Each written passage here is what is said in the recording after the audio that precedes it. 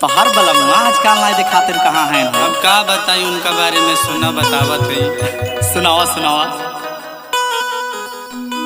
अरे रतिया में करवट फेरी, अरे होई जाला बिहनवा पिया सपनवा रे भइलैना।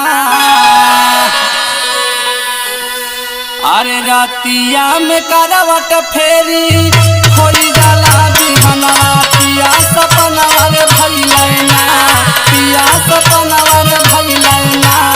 हमारे टिकुली के कारणवा पिया लोभियानवा रे गइलैना।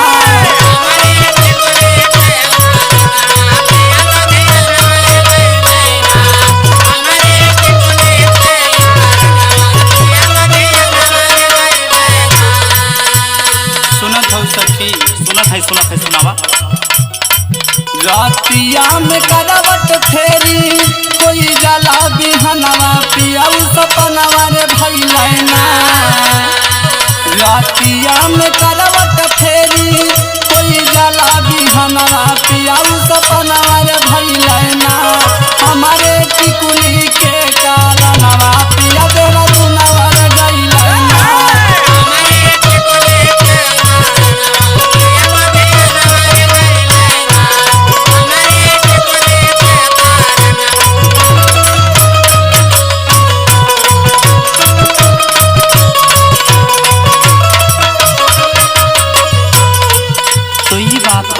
हाँ ये बात बा, ये सखी। और सुनाओ सुनाओ।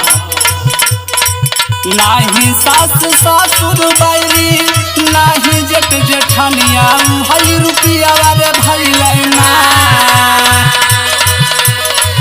नाही सास ससुर बैरी, नाही जेठ जेठनिया भई रुपिया रे भइलैना।